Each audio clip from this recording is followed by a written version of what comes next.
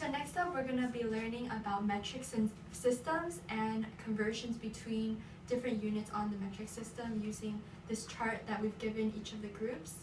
And knowing these units of measurement is very important because these units can provide us with much more important information as opposed to just digits such as 1 or 2 by themselves.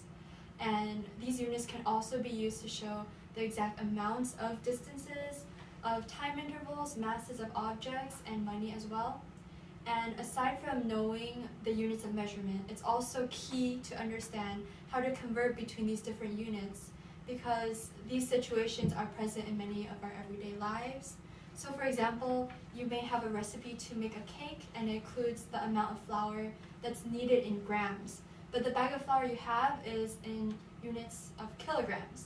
So you need to convert from kilograms to grams to figure out how many grams of flour you would need in this situation. Okay, now boys and girls, I am going to teach you how to convert units. So an acronym we're going to use is King Henry died unusually drinking chocolate milk.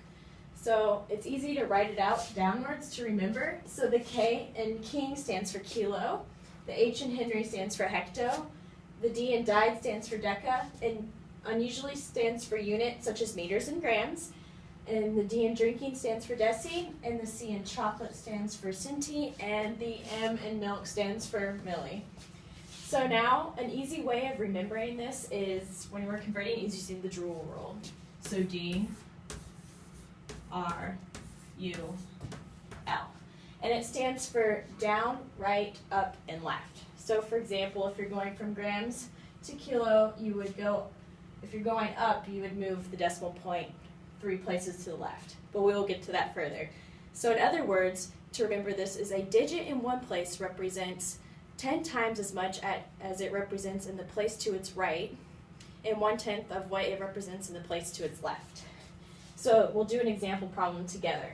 So we are going to convert 10 grams to kilograms. And as I had already said before, we're going to move from unusually to king. So we're going to move up 3 times. 1, 2, 3. So we're using up. So we're going to move the decimal place 3 times to the left.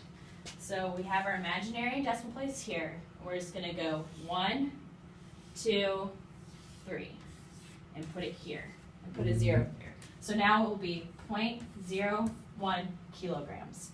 Since now I showed you an example problem, we have provided problems with your mentor, and we would like you to please go ahead and complete them. Thank you.